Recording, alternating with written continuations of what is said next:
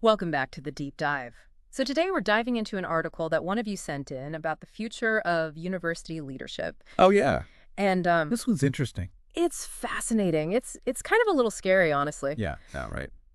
The article focuses on the US, where this trend of no confidence votes against university presidents Mhm. seems to be on the rise. And it's like a canary in a coal mine, right? Something's going on. Yeah, it definitely seems like some kind of a warning sign that something's not quite right in the system. Yeah. The article points to a shift in power dynamics over the last few decades, more and more authority concentrated in the hands of Right. university presidents and administrators. Like a CEO model. Yeah, exactly. Yeah. That's a term that gets thrown around a lot, the CEO model of leadership. Which is a pretty dramatic departure from how universities maybe used to operate. It is, yeah. The article actually mentions that back in the 1960s, Oh, wow. faculty outnumbered administrators. Really? And now it's off of the reverse, sometimes by a ratio of like 5 to 1.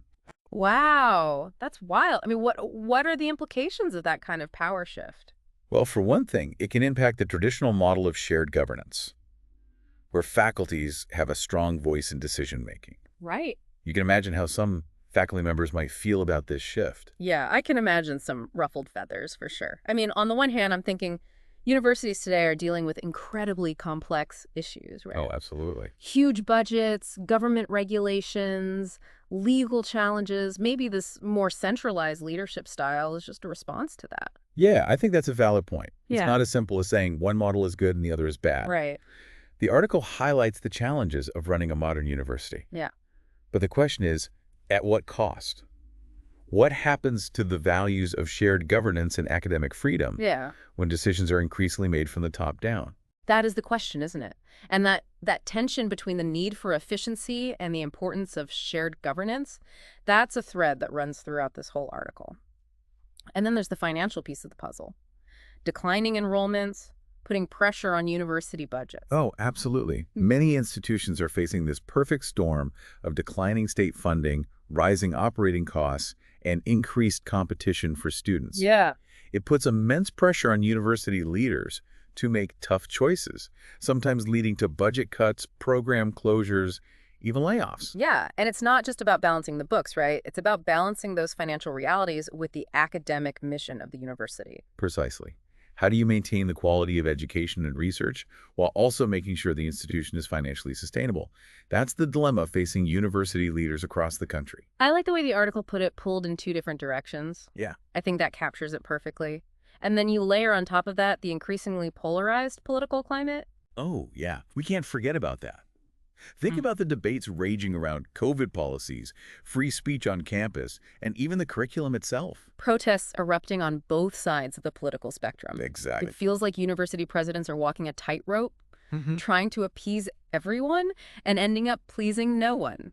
They're often caught in the crosshairs, expected to be these neutral figures, while also taking a stand on issues that are incredibly divisive. Right. And it's not just about managing internal conflicts. It's about navigating external pressures from politicians, alumni donors, the public at large. Absolutely. And this article was written in early 2025, and it specifically mentions the incoming Trump administration. Yeah, there was a lot of speculation about potential threats like funding cuts, restrictions on student visas, even interventions in curriculum.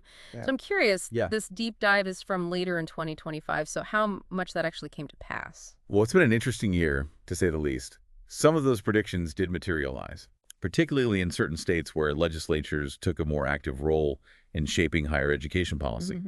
But it's not a simple black and white picture. There's been pushback from universities, legal challenges, and a lot of variation in how different institutions have responded to these pressures. So it's a mixed bag, some predictions playing out, others being met with resistance. I imagine navigating that landscape must be incredibly challenging for university leaders. No wonder the article suggests that finding qualified candidates for these positions is getting harder.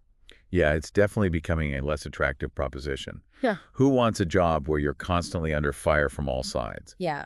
It's a high-pressure environment with little room for error, and the stakes are incredibly high. The article didn't even touch on the personal toll this must take on university presidents. I mean, it's not just a job, it's a 247 commitment that consumes your life. You're absolutely right. And that's something we need to talk more about, the human cost of this leadership crisis. Yeah. But before we get into that, let's unpack this idea of shared governance that the article keeps coming back to.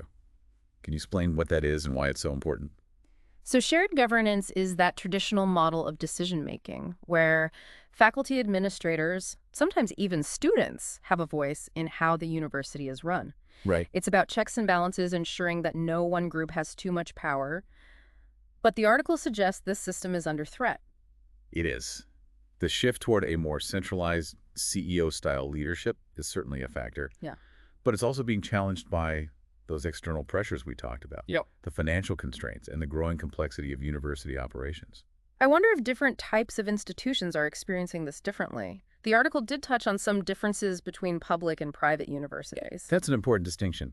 Public institutions, being accountable to state governments, Okay. are often more susceptible to direct political influence. I see. They may face pressure to conform to state-level policies, especially in areas like curriculum development or diversity initiatives. So they're more vulnerable to political whims and funding cuts. What about private institutions? Do they have it easier? Not necessarily. While they might have more autonomy in some areas, they face their own unique challenges. Maintaining financial sustainability in a competitive market is a big one. Yeah. They also have to manage relationships with alumni and donors who might have strong opinions about the direction the university is taking. So no matter which way you slice it, being a university president these days sounds like a tough gig. And it doesn't look like it's going to get any easier anytime soon. You got that right. Huh. The converging pressures we've discussed are creating a real leadership crisis in higher education. And we'll delve deeper into that crisis after a quick word from our sponsors.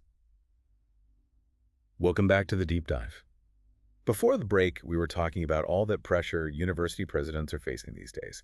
And, this article was published in early 2025, right before a new presidential term. Right. There were predictions about potential threats from the incoming administration, Oy. budget cuts, restrictions, even interventions in what's taught. Now that we're later in 2025, how did those predictions actually pan out? Well, it's been a fascinating case study in the interplay of politics and education. Some predictions did materialize. Okay. We saw increased scrutiny on budgets, especially for research in areas deemed politically sensitive. There were attempts to influence curriculum, particularly around topics like race, gender, and sexuality. I remember all the talk about anti-woke legislation sweeping through state legislatures. Yeah. How did that impact universities? It's been a mixed bag. There were efforts to restrict or even ban certain teachings, often framed as pushing back against perceived political bias in academia. Right. Some universities pushed back hard, citing academic freedom and the importance of open inquiry. Yeah. We even saw legal challenges with courts, sometimes siding with universities and sometimes upholding those restrictions. Yeah. An evolving situation for sure. So it's not a clear-cut victory for either side. It sounds like a constant tug of war, with universities trying to uphold their values while also navigating these external pressures. How are university presidents handling this balancing act? It's undoubtedly contributing to the leadership drain we see in higher education. The article mentioned fewer presidents making it past their fourth year. Right. And that trend seems to be continuing. Think about it. You're in a position where you're constantly under fire, facing scrutiny and criticism no matter what you do. Yeah. It's a recipe for burnout. It's understandable that some people might say, why bother? Especially when you consider the incredible weight of the job. You're not just managing a business. You're shaping the minds of future generations, overseeing cutting-edge research and upholding the integrity of the institution. Right. It's a lot to carry on your shoulders. And that's exactly why this leadership crisis is so worrying. The article points out that it's becoming harder to attract qualified candidates, especially for those top-tier research universities. Yeah. Who wants to step into a role where you're guaranteed to be attacked from all sides no matter how well you do your job? It's like a vicious cycle. The challenges of the job make it less appealing, but those same challenges require strong, experienced leadership to navigate them effectively. So how do we break this cycle? That's the big question. The article touches on the trend of appointing younger first-time presidents, sometimes with the aim of diversifying leadership. Right. What are your thoughts on that? Well, bringing in fresh perspectives and diverse backgrounds is definitely important, and it can lead to much needed innovation. But I also wonder, are younger leaders equipped to handle the political complexities and the immense pressure that comes with the job? That's the trade-off. They Yeah. might bring energy and new ideas, Right. but they may lack the experience and the seasoned judgment needed to navigate those complex political waters. I guess it comes back to that idea of shared governance we were discussing. A strong system of shared governance could provide vital support for less experienced leaders, right? Absolutely. Yeah. It could offer guidance, institutional knowledge, and a crucial network of support to help them navigate difficult decisions. Right. The problem is, as we've discussed, that system itself is under pressure. It's a bit of a catch-22. We need strong, experienced leaders. Right. But those leaders need a robust system of shared governance to function effectively, and that system is being eroded from multiple sides. It's like a Jenga tower where you keep pulling out blocks and hoping it doesn't collapse. That's a great analogy. Sure. And it highlights the interconnectedness of these challenges. You can't address the leadership crisis without also addressing the erosion of shared governance and vice versa. The article also highlighted the differences between public and private institutions. It suggests that public universities are more vulnerable to political interference because of their reliance on state funding. That's right. They're more susceptible to funding cuts or legislative mandates that dictate how they operate, Right. what they teach, even their admissions policies. It's a direct line of influence that private institutions don't necessarily face. So are private universities immune to these pressures? Not really. Hmm. While they might have more autonomy in some areas, they're still operating within the same political and social context. They're still subject to public opinion, media scrutiny, and pressure from alumni and donors who may have their own agendas. It seems like there's no escaping the political realities of the day, no matter what type of institution you are. So with all this pressure and scrutiny, what role should universities play in tackling broader societal challenges? That's the million-dollar question, isn't it? Should they be actively engaged in political debates? Right. Or strive for neutrality? Yeah. And if neutrality is the goal, how do you even achieve that in such a polarized environment? I don't envy the people trying to answer that question. It's like navigating a minefield. It is. Yeah. And it requires a nuanced approach, but we'll delve deeper into that in just a moment. So we're back and ready to wrap up this deep dive into the future of university leadership. And before the break, we were wrestling with this question of what role universities should play in tackling those big societal issues. It's a tricky one. Yeah, it is, because, on the one hand, you've got this push for neutrality. Right. But on the other hand, they can't just exist in a bubble ignoring everything happening in the world around them. Right. It's a real balancing act. Universities have always been seen as these hubs of critical thinking and debate, Right. engaging with social and political issues. It's practically in their DNA. Right. But how do they do that without appearing partisan or pushing a specific agenda? Yeah, that's the challenge, I think. Yeah. It starts with fostering an environment where different perspectives can be heard and debated respectfully Okay. without falling into those ideological echo chambers we see everywhere else. Right. Universities should be places where you can grapple with complex, even controversial issues and learn to think critically about different viewpoints. It sounds great on paper, but honestly, it feels like everything is so polarized these days. Mhm. How do you have these nuanced conversations when everyone seems so dug into their positions? It's definitely a challenge, Yeah. but I think universities are uniquely positioned to model these kinds of constructive dialogues. Okay. And it starts from the top university presidents, administrators, faculty. Right. They need to set the tone, showing a real commitment to open inquiry and respectful debate, even when it's uncomfortable. So it's about leading by example, showing that you can disagree without being disagreeable. Exactly. And it's about creating spaces where those tough conversations can happen safely and productively. Maybe that means rethinking traditional models of shared governance, finding new ways to ensure diverse voices are represented in the decision-making process. And we can't forget about the students. Oh, absolutely. They're often at the forefront of these debates, pushing for change and holding institutions accountable. Right. The article mentioned that student activism is on the rise, and I don't see that slowing down anytime soon. Right. Universities need to figure out how to channel that energy constructively, empower students to engage in meaningful dialogue, and advocate for change in a way that's both impactful and respectful. Definitely. I think the university president of the future needs to be less of a top-down CEO and more of a facilitator, Right. a bridge builder, almost like a conductor of an orchestra of diverse voices and perspectives. Oh, I like that analogy. They need to be masters of collaboration able to navigate complex relationships and build consensus among stakeholders who often have competing interests.